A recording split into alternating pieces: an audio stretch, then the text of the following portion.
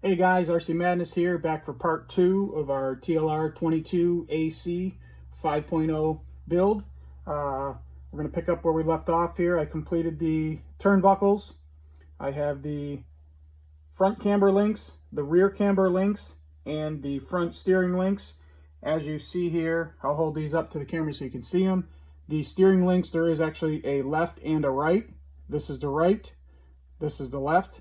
So when you put these onto the car, the left goes on the left, the right goes on to the right, so that these camber links here adjust so they do not rub the inside of the rim. If you were to put them on this way, they would rub the rim. So they are directional.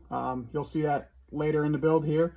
Just wanted to point that out. And we're going to go right on to step C. We're going to build the shocks.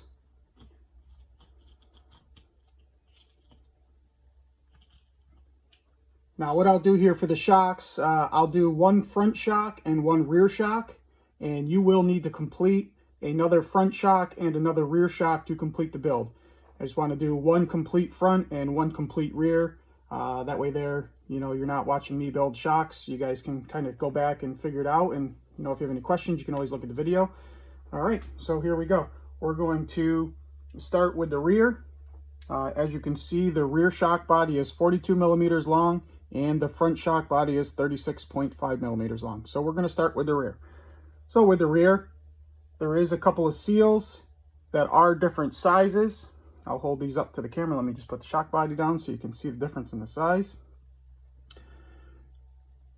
This is the bigger O-ring. This is the smaller O-ring. The bigger O-ring goes on the top of the shock body. The smaller one goes on to the bottom. So this would be the top. This would be the bottom. So we'll put this one right on to the bottom here. That's onto the bottom. And then we'll roll this one right across the top here. As that. Okay, so now we have one top and one bottom. We'll repeat the same process for the front. Again, the smaller one goes on the bottom. And the bigger one goes on the top.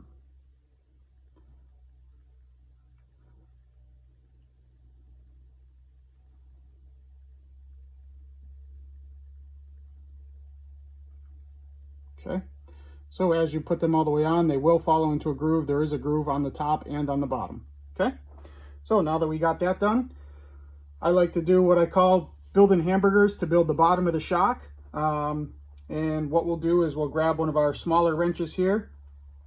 We'll grab our 1.5, just seems to be the most common used one, I guess. And we're actually going to build the shocks upside down, and we're going to slide them into the bottom of the cartridge so you're not fighting with the O-rings and trying to get everything to line up. This makes it much smoother and much easier.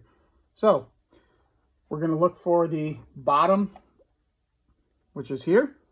It does have two plastic grooves on each side, so it's not universal. It will fit either way. So that's the bottom. Then we're going to get one of these small rubber O-rings, the X O-rings, and we are going to grab the plastic 2 millimeter sleeve, followed by another X ring. We're going to put that all on there. And then I like to use the Team Losi shock ring grease, part number TLR 77002. It's green grease. It does help reduce the swelling due to the silicone on the O-ring itself. So we'll put that on there, and we'll stick right with the rear here. And as you can see, everything's all together on there. Slides right in, right upside down. Remove the wrench, and then we can install the bottom cap.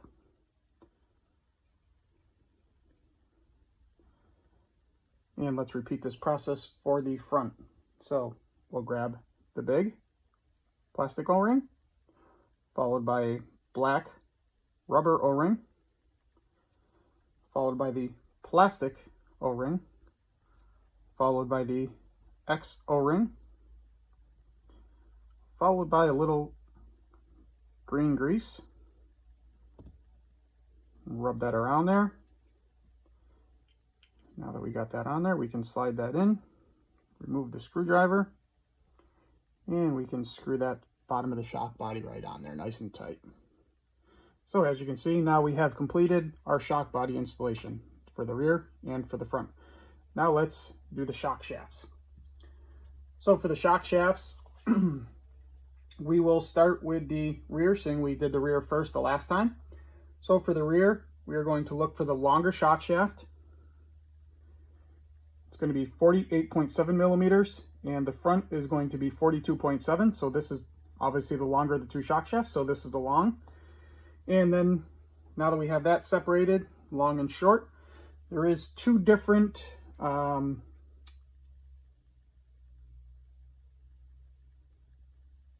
markings here. One is a 1/6 and one is a 1/8. These are the pistons that go onto the top of the shock itself. It's probably very hard for the camera to pick that up, but there is a 1/6 and a 1/8.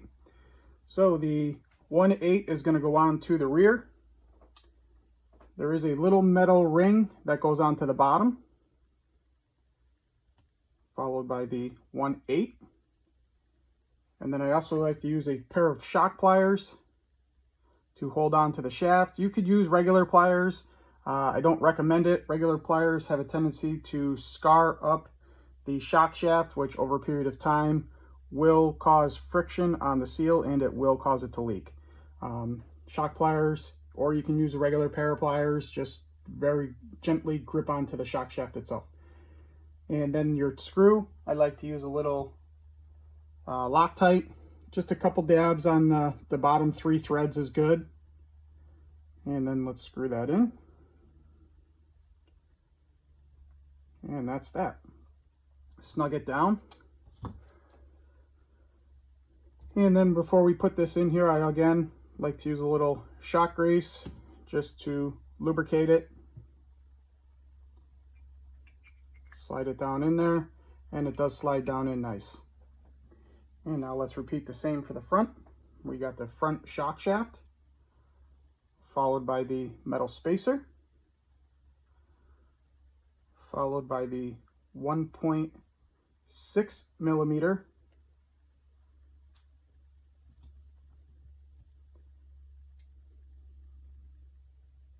lock that right in there.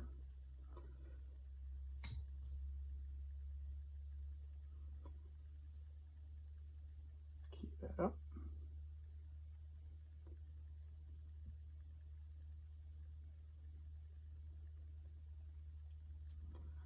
Okay. And now for the front, they do include 2 1mm plastic spacers that are here. Those are going to slide on now. 1, 2.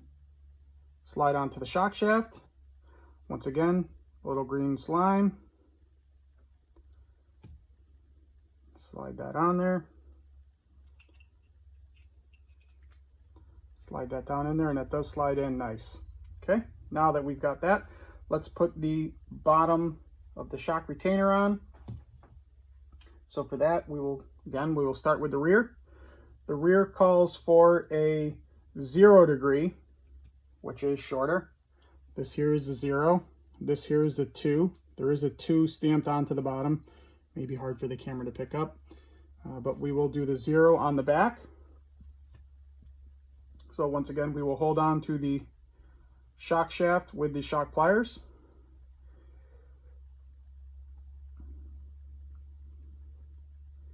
We will thread this on.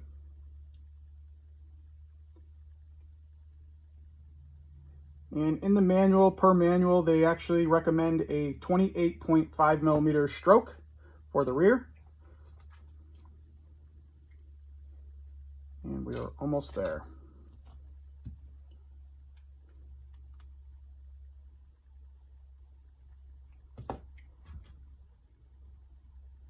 And that's it right there. So that is the rear. Set that to the side. Now let's do the front. And the front calls for a 20.5 millimeter stroke. So this here is going to be the longer of the two. It does have a 2 marked down here, right down at the bottom.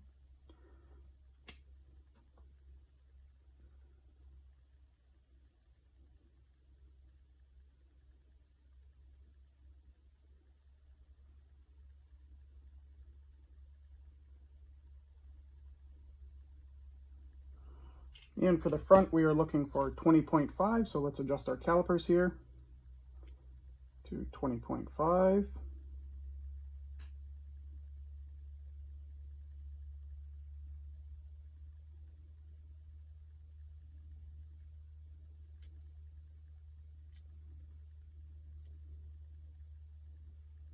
And we have 20.5 right there, which is we're just a little long. Once again, hold that in there.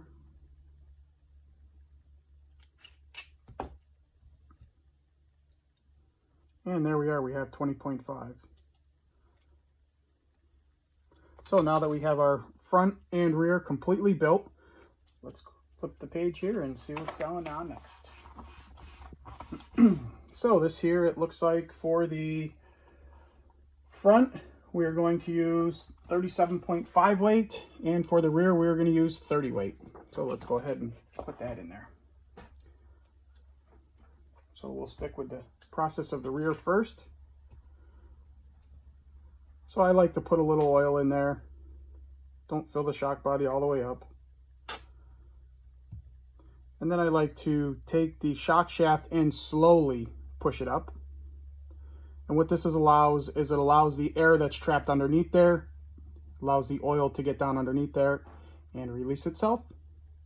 And then as you can see, if you slowly pull this down, if you pull it fast, you will get a oil bath. So I recommend pulling it down slow. And just do this a couple times, up and down real slow. And what that'll do is it'll allow all the air to escape from underneath, and it'll allow it to go up. So now that we see no more air bubbles there, we are going to top off the shock body.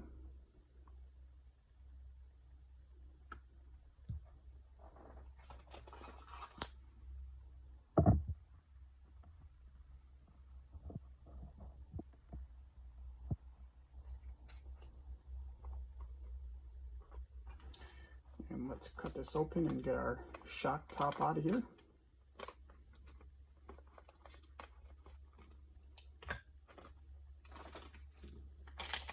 Okay, going to be looking for our shock cap. Now I kind of like to almost overfill the shock so that it's flush with the top of the body. As you can see, it's almost to the top. And then I like to take a couple drops of the oil and just put it into the top of the cap as well. What that allows for is it allows for all the air to escape out of there.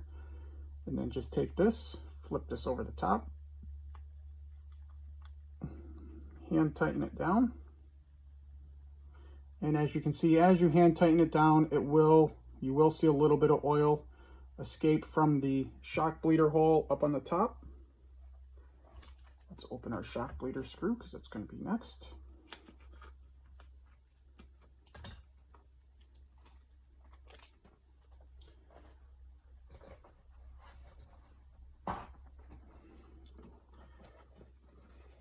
And then to bleed the shock, what I like to do is I like to hold the shock, personally myself, off to almost about a 45-degree angle. And I like to slowly push the shock shaft up. And as you can see, I'll hold the towels back here so you can see the oil coming out of the shock. And then as it gets all the way to the top, hold it to the top. And then take your 1.5 wrench with your screw and tighten that right in there. You want to try to hold that shock shaft all the way up. If you do release it, you will get air into the shock itself. And tighten that down.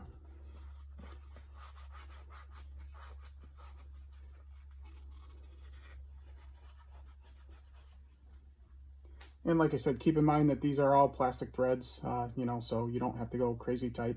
And as you can see, there is no air in the shock. It is completely dead on both directions, which is nice. And that's what you're looking for. Now let's repeat that process for the front. So for the front, we are going to use the 37.5 weight oil.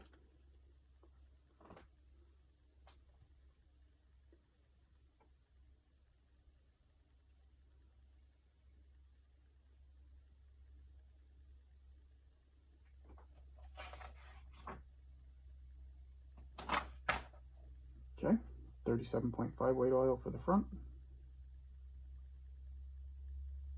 And once again, we're going to repeat that process. Slowly manipulate it up. And slowly, as you can see, it is bubbling. Try to get that in there so you can see it. As you slowly pull it down, you will see it bubble. And like I said, I just like to do this a couple times just to release any air that's trapped underneath the piston itself. And you just want to make sure that when you pull it down slow so that it releases the air and shock oil does not go flying in the air. So now that it seems like all the little bubbles are out there, I'll take 37.5. We're going to top it off so that it's flush.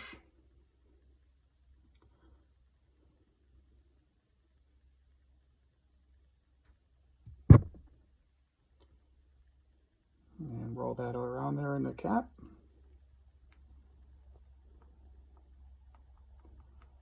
And tighten that right down. Now that that's tight, let's pinch it between our towel here.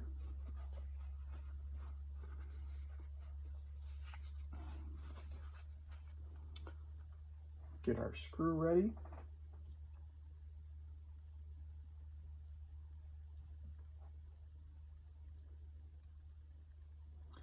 Have our screw ready, and again we're going to slowly turn it here, and you will see the oil slowly bubble up out of the hole. And then once you get it compressed all the way up, you want to hold it just so no air is allowed back into the shock.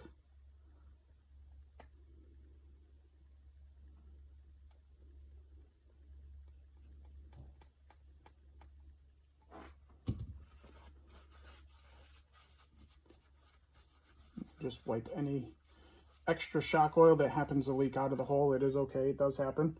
And then you should have no air in the shock either way, which is a good shock. So now that the shocks are filled with oil, let's go ahead and see what springs and retainer clips go on there. So the front spring is a blue and the rear is a pink. The blue spring obviously is the front, it is shorter, so in consensus with staying with the rear, we'll stay with the rear. Let's build our shock collar. There is a little O-ring that does slide into there. And then this is just going to screw on from the bottom.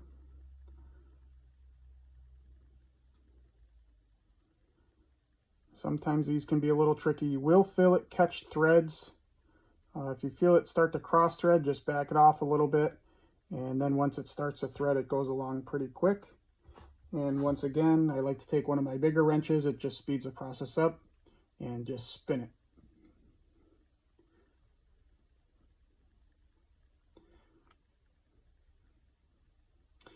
And once you get it about 5 to 6 millimeters from the top, you can stop.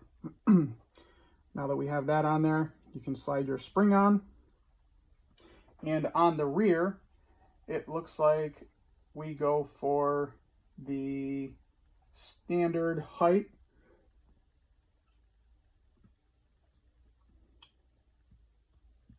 So they give us two difference. There is a high and there's a standard. This is a standard height. So we're going to slide the standard on, and it's going to lock into there. And then this screw seals the deal. Screw slides in and slides through. And then you take your included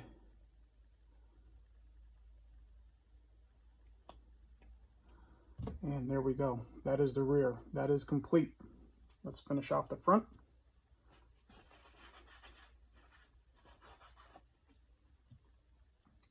Once again, we'll grab the collar, put the collar in there,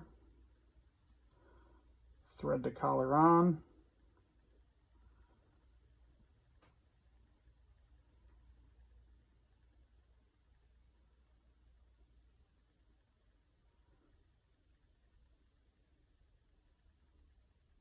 And we'll use our wrench again and spin that all the way up within a couple millimeters. Final adjustment later, just as long as you have them on there. Okay, so we're going to use our blue spring for the front with our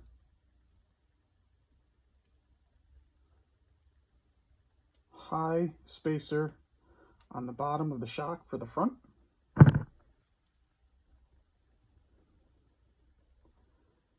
And we're going to screw that in.